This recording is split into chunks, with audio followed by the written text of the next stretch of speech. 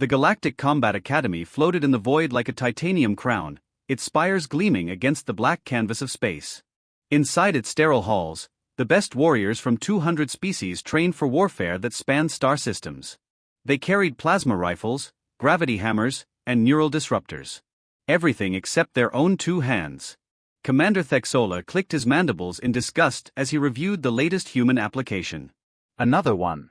The third this cycle. He'd rejected the previous 2 without even reading past their species designation. But Protocol Officer Vim insisted he at least pretend to care about diversity quotas. A human, Thexola muttered, his 4 eyes scanning the holographic display. Requesting admittance to advanced tactical training. Primary combat methodology listed as unarmed. Vim, a gelatinous quarian who constantly rippled with bureaucratic anxiety, wobbled nervously. The application is technically complete, Commander. We cannot dismiss it without. Without what? Without acknowledging that humans are soft, squishy creatures who die if you look at them wrong? Their bones snap like dried fungus stalks. They have no natural armor, no venom, no electrosynthesis capabilities. They are prey animals pretending to be predators. Nevertheless. Fine. Thexola slammed his clawed hand onto the approval panel. Let her come. Let this Maya Chen come and embarrass herself. Maybe watching a human fail will boost morale among the real students. 6 weeks later, Maya stepped off the transport shuttle with nothing but a duffel bag and a smile that could cut Durasteel. She was short by human standards, maybe 5 feet and 4 inches of compact muscle wrapped in bronze skin. Her black hair was pulled into a braid that hung down her back like a whip. She wore simple clothes, gray pants, a black tank top, and boots that had seen better days. The other cadets stared. A Krellian with arms like tree trunks laughed so hard his exoskeleton rattled. 2 Venturi sisters, their scales shimmering purple in the artificial light, whispered behind their clawed hands. Even the usually stoic Draconians paused their weapon maintenance to watch the human walk past. Place your bets now, someone called out. I give her 3 days before she washes out. 3 days. Another voice answered. I say she runs crying before dinner. Maya kept walking, her expression never changing. She'd heard worse. Growing up in the Detroit underground fighting circuits, she'd faced men twice her size who'd promised to break her spine for sport. She'd left them unconscious and bleeding while she collected her winnings. The academy thought barehanded combat was primitive? Adorable. Orientation began in the Grand Hall, a circular chamber designed to hold 5,000 beings. Commander Thexola stood at the center podium, his voice amplified by resonators embedded in the walls. You have been selected from billions, he announced, sweeping his gaze across the assembled cadets. You represent the finest warriors your species has to offer. Here, you will learn to wield the instruments of modern warfare. Energy weapons. Tactical shields. Gravitational manipulation. Nanotechnology combat systems. If you cannot master these tools, you do not belong among us. His eyes found Maya in the crowd. The human stood with her arms crossed, looking utterly unimpressed. Some of you may come from worlds where primitive methods still persist, Thexola continued, his mandibles clicking with barely concealed mockery. Let me be clear, there is no place for antiquated techniques in modern combat. A warrior without weapons is simply a corpse waiting to happen. Maya raised her hand. The hall went silent. Yes, human. Question, Commander. When was the last time you personally engaged in combat? Thexola's mandibles froze mid-click. Excuse me. Simple question. When did you last fight someone? Do not order someone to fight. Do not simulate a battle. Actually, throw down and get your hands dirty. The silence stretched like taffy. A few cadets gasped. Others looked ready to witness an execution. I have commanded 17 successful campaigns across 9 systems, Thexola said slowly, each word dripping venom. I do not need to justify my experience to a first-day cadet. Maya shrugged. Just seems weird that someone who's never been in a real fight gets to decide what works and what doesn't. But hey, what do I know? I'm just a squishy human. The hall erupted in whispers. Thexola's 4 eyes blazed with rage, but he couldn't respond without losing face entirely. He simply made a note on his datapad and moved on with orientation. Later that evening, Maya sat alone in the mess hall. The food synthesizers provided nutrition pellets optimized for each species, which meant her tray contained something that vaguely resembled protein and carbohydrates. She was midway through her third bite when a shadow fell across her table. Krev, the Krellian who'd laughed at her earlier, stood with 3 of his friends. Each one was easily 7 feet tall, their exoskeletons gleaming under the fluorescent lights. "Human," Krev rumbled, his voice like grinding stone. "You made quite the impression today. The commander is very interested in seeing you prove your worth." That's so. Indeed. In fact, he has arranged for you to demonstrate your skills. In tomorrow's aptitude assessment, you will face a standard combat dummy in front of the entire cadet body. It should be educational. Maya set down her fork and looked up at Krev. Let me guess. You volunteered to deliver this wonderful news because you're just such a helpful guy. I volunteered because I enjoy watching prey realize they've wandered into the predator's den. Krev leaned down, his breath hot and smelling of sulfur. The combat dummy is made of reinforced titanium alloy. It has withstood plasma cannon fire. Do you understand what that means, little human? Means you're all going to be really embarrassed tomorrow. Krev's laughter boomed through the mess hall. I will enjoy watching you break your fragile bones against steel. After he left, Maya finished her meal in peace. Then she went to the training facilities, found an empty room, and began her routine. 2 hours of shadowboxing. 300 knuckle push-ups on concrete. Visualization exercises where she imagined every strike, every block, every counter. By the time she finished, her body was covered in sweat, and her mind was clear as glass. The next morning, the entire academy assembled in the combat arena. It was a massive circular space with tiered seating rising hundreds of feet into the air. At the center stood the combat dummy, an 8-foot-tall humanoid construct of dark metal, its surface etched with scars from countless weapons tests. It stood motionless on its platform, arms at its sides, waiting. Commander Thexola addressed the crowd with barely contained glee. Today, Cadet Maya Chen has requested to demonstrate the effectiveness of primitive combat techniques. She will face our standard evaluation dummy using only her natural physiology. No weapons. No armor. No enhancements. The crowd murmured with anticipation. This wasn't education. This was entertainment. This was a public execution of credibility.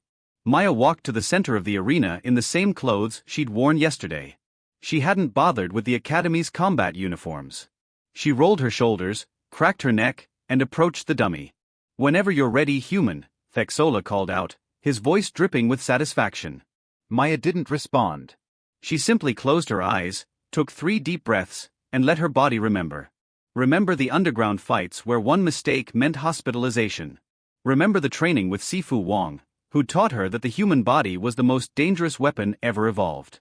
Remember the physics, the biomechanics, the brutal truth that everyone overlooked. She opened her eyes and exploded forward. Her first strike was a low kick that connected with the dummy's knee joint. The sound echoed like a gunshot. The dummy rocked but didn't fall. Maya flowed into a spinning back elbow that crashed into its midsection, then dropped low and swept at its other leg. The dummy remained standing, impassive. The crowd began to laugh. This was exactly what they'd expected. A human flailing uselessly against superior technology. Then Maya changed tactics. She stopped striking randomly and started targeting specific points. The joint where the arm connects to the shoulder. The seam in the neck plating. The hairline fractures she could see from previous weapons tests. Each strike was precise, measured, building on the last. She moved like water, flowing around the dummy's counterstrikes, using its own momentum against it. A palm strike to redirect. A leg sweep to destabilize. An elbow to the same spot she'd hit 3 times before. The laughter died away. The crowd leaned forward, sensing something shifting. Maya accelerated. Her strikes became a blur of motion, each one building kinetic energy, each one finding weak points that weapons testers had never bothered to exploit because they relied on raw power instead of precision. She was a surgeon with fists, systematically dismantling the dummy's structural integrity. Then she saw her opening. The dummy's right arm had a microfracture at the shoulder joint. She'd been working on it for the last 30 seconds, striking the same spot repeatedly with increasing force. Now it was ready. Maya planted her feet, rotated her hips, and channeled every ounce of strength in her body into a single uppercut that connected with the dummy's shoulder joint at the precise angle needed to propagate force through the existing fracture. The dummy's arm tore free with a screech of tortured metal. The crowd gasped. Maya didn't pause. She grabbed the severed limb and used it as a club, slamming it into the dummy's midsection with enough force to create a visible dent. Then again. And again. Each strike calculated, each impact delivered at angles designed to propagate stress fractures through the entire structure. The dummy began to crack. Literally crack, like ice under pressure. Fissures spread across its torso, climbing up its neck, racing down its remaining arm. Maya dropped the metal limb, stepped back, and delivered a final front kick to the dummy's center mass. The combat dummy exploded. Not metaphorically. It literally came apart in a shower of metal fragments, its torso separating from its legs, its head rolling across the arena floor like a discarded toy. The arena was silent. 5,000 beings sat frozen, unable to process what they just witnessed. A human. A barehanded human. Had just destroyed a piece of military equipment designed to withstand artillery fire. Maya stood in the center of the arena, breathing hard, her knuckles bleeding, her body covered in sweat and metal dust. She turned to look at Commander Thexola. "Primitive enough for you, Commander?" The silence shattered like the dummy at Maya's feet. Cadets erupted in chaos, some cheering, others arguing, most simply staring in disbelief. Commander Thexola stood frozen at his podium, all four eyes wide, his mandibles hanging slack. For the first time in his decorated career, he had absolutely nothing to say. Maya walked out of the arena without waiting for dismissal. Her knuckles throbbed, blood dripping from splits in the skin where bone had met metal repeatedly. She'd felt something crack in her left hand during that final combination, probably a fracture in her fourth metacarpal. Nothing she hadn't dealt with before. Pain was just information, and right now it was telling her she'd made her point. The medical bay was empty when she arrived. She found the regeneration unit, set it for human physiology, and stuck her hands inside. Cool blue light washed over her injuries as nanobots went to work repairing tissue damage. The process would take 20 minutes. She closed her eyes and let her breathing return to normal. That was either the bravest or stupidest thing I have ever witnessed. Maya opened one eye. A draconian stood in the doorway, his crimson scales catching the light like rubies. He was tall, maybe 6.5 feet, with the lean muscular build of a persistence hunter. Unlike most draconians, he wore no weapons harness. "Haven't decided which yet?" Maya asked. "I am leaning toward brave." He stepped closer, moving with the fluid grace of a trained fighter. "I am Sci-Fi. I teach advanced close-quarters combat, though after today, I suspect you need no instruction from me. Everyone can learn something. What style do you teach?" Draconian Fong Dance. "It focuses on using our natural claws and superior reach to control distance and create openings. We are ambush predators by evolution. Our techniques reflect this." He tilted his head, studying her. "But you are not an ambush predator, are you?" "Humans? "We're endurance hunters. We don't have claws or venom or armored skin. What we have is the ability to keep going when everything else has given up. We chase our prey until it collapses from exhaustion. Then we move in for the kill." Sykar's eyes gleamed with understanding. "That is what I saw in the arena.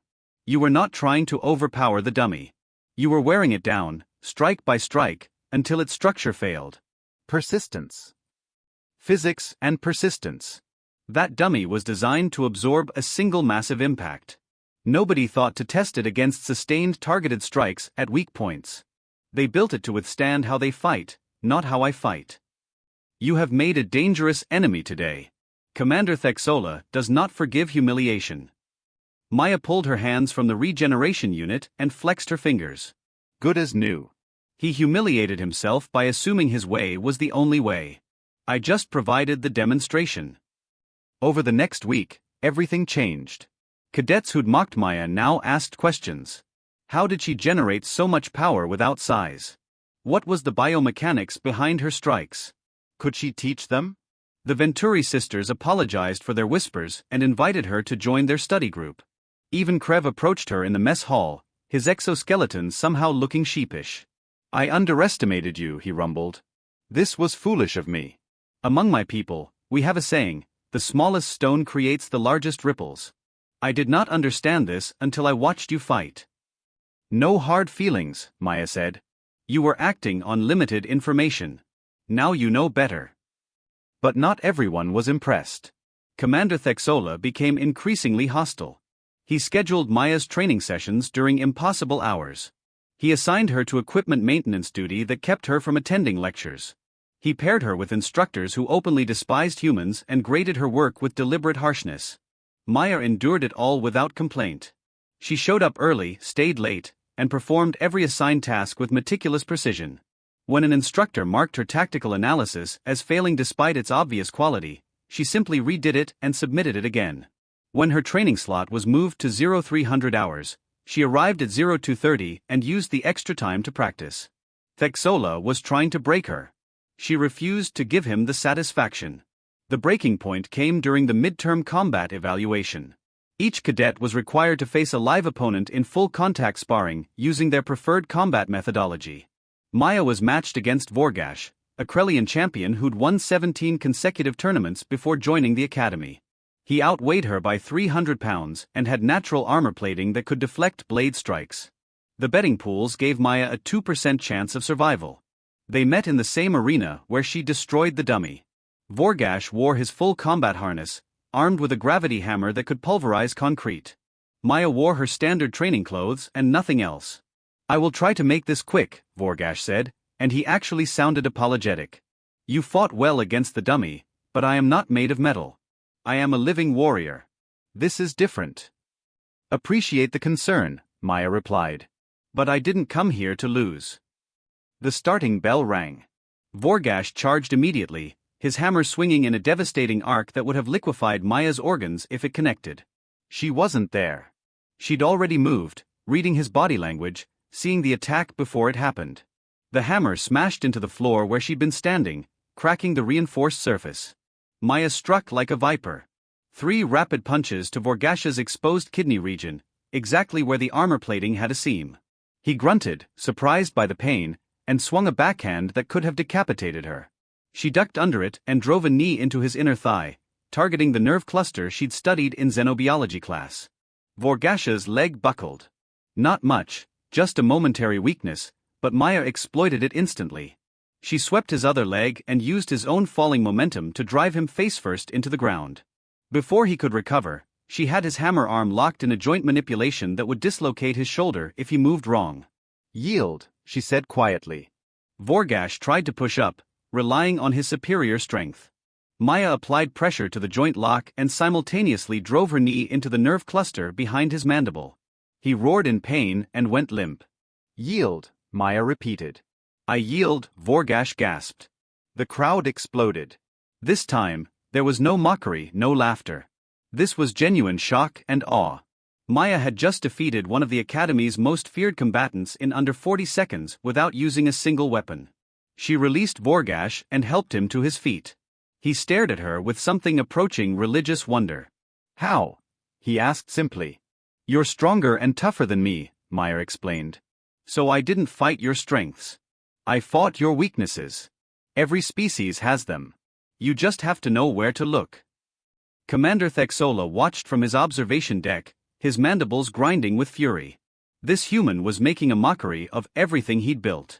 She was proving that his precious weapons and technology were nothing compared to skill and determination. She was showing the other cadets that there were alternatives to the Academy's rigid doctrine. She was dangerous. That night, Thexola called an emergency meeting of the Academy Council.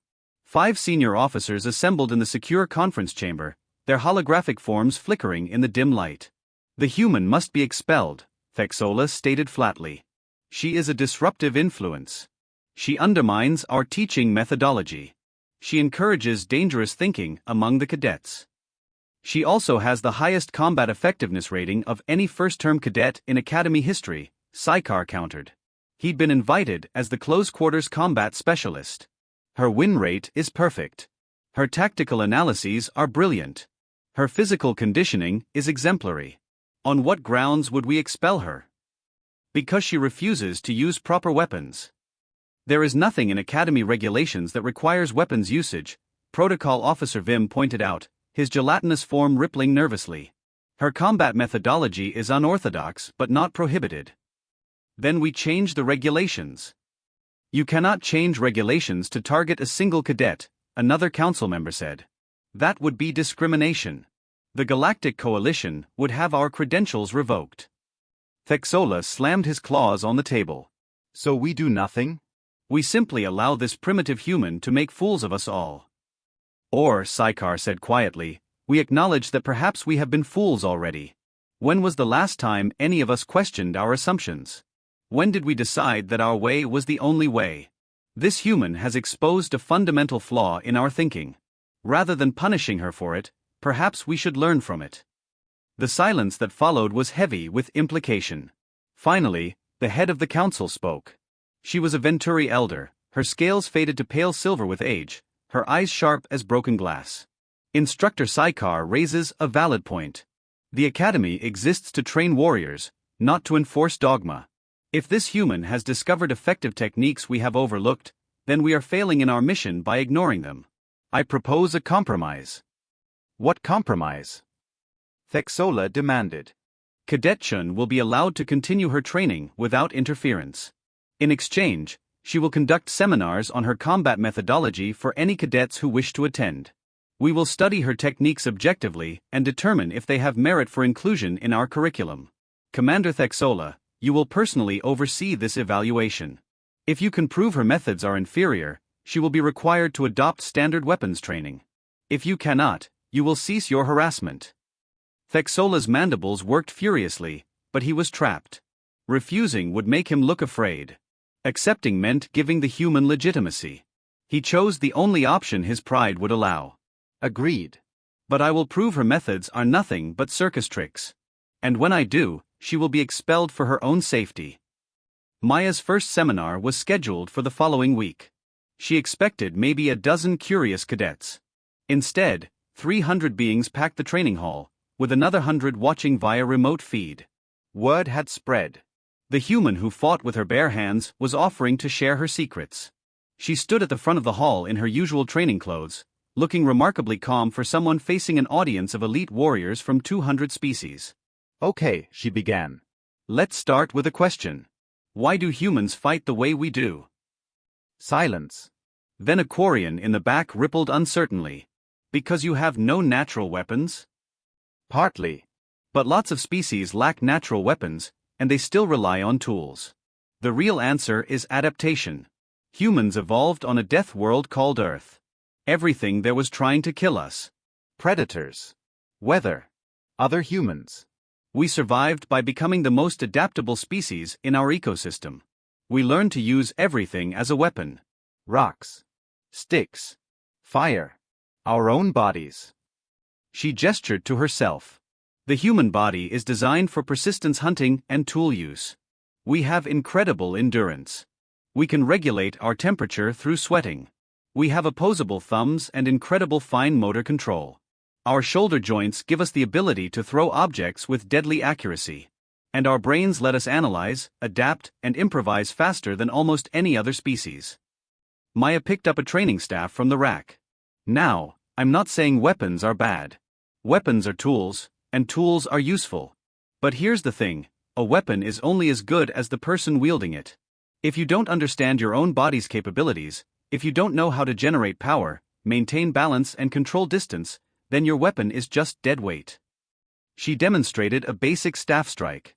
Then she had a volunteer, a draconian named Thresh, attempt the same strike.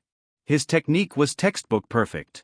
His strike was also predictable and easily countered.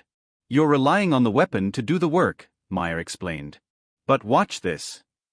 She showed him how to engage his core, rotate his hips, and transfer power from his legs through his torso and into the strike.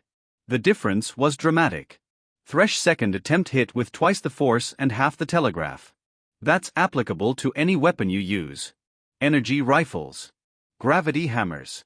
Neural whips. Whatever. If you understand your body's biomechanics, you become more effective with everything. For 2 hours, Maya broke down the principles. Leverage. Momentum. Energy transfer. Weak points in anatomy. How to read body language and predict attacks. how to turn an opponent's strength into weakness. She demonstrated on volunteers, adjusting her teaching for different species' physiologies. By the end, even the skeptics were taking notes. Commander Thexola watched from the observation deck, his fury building with each passing minute. The human wasn't just teaching combat techniques. She was teaching philosophy. She was showing the cadets how to think differently, how to question assumptions, how to find their own paths rather than following doctrine blindly. She was everything he despised. And she was winning. The final evaluation came at the end of the term. Each cadet faced a combat simulation designed to test everything they'd learned. Maya's simulation was different. Thexola had personally designed it to be impossible. She was dropped into a scenario with 6 armed opponents, minimal cover, and objectives that required her to cross a killing field under constant fire. Every cadet who'd attempted a similar scenario had failed. Most had been eliminated within 90 seconds. Maya lasted 8 minutes and completed all objectives without taking a single hit. She moved through the simulation like smoke, using terrain, timing, and her opponent's own aggression against them. When they expected her to retreat, she advanced. When they grouped up for coordinated fire, she separated them with feints and misdirection. When they finally cornered her, she went through them like a hurricane, disarming 3 and incapacitating the others with brutal efficiency. The simulation ended with Maya standing over 6 defeated opponents, breathing hard but uninjured. The Academy Council reviewed the footage in stunned silence. Finally, the Venturi Elder spoke. Commander Thexola. Do you still maintain that Cadet Chen's methods are inferior? Thexola stared at the frozen image of Maya standing victorious. Every instinct screamed at him to deny it, to find some excuse, some technicality. But he was a warrior before he was a bureaucrat. And warriors recognized excellence when they saw it. No, he said quietly. I do not. Then this matter is settled. Cadet Chen will graduate with honors. Her combat methodology will be added to our curriculum as an elective. And Commander Thexola, you will issue a formal apology for your conduct. Thexola found Maya in the training hall that evening. She was working through her forms, alone as usual, her movements precise and controlled. Human, he said. Maya turned, unsurprised. Commander. I was wrong about you. About your methods. About everything. The words came hard, but he forced them out. You have proven that there is value in approaches I dismissed as primitive. This was arrogant of me. I apologize. Maya studied him for a long moment. Then she smiled, and it was genuine. Apology accepted. And for what it's worth, you weren't completely wrong. Weapon technology is incredible. Energy shields are amazing. But none of that means we should forget where we came from. The best warriors use every tool available, including the ones they were born with. Thexola clicked his mandibles, a sound that might have been laughter. Perhaps you should be teaching at this academy, rather than attending. Give me a few more years. I'm still learning. 6 months later, Maya graduated top of her class. She was offered positions with a dozen elite military units across the galaxy. She turned them all down and requested an assignment as an instructor at the academy. Her first class had 500 cadets. Her second had 2,000. By her third year teaching, barehanded combat was no longer considered primitive. It was considered essential. The academy had evolved, and Maya Chen, the human who'd snapped a test dummy in 2, had been the catalyst. Some called her a revolutionary. Others called her a visionary. Maya called herself a fighter who'd gotten tired of being underestimated. And somewhere in the void, the universe smiled, because it had learned long ago that the most dangerous beings weren't the ones with the biggest weapons. They were the ones who refused to quit. The end.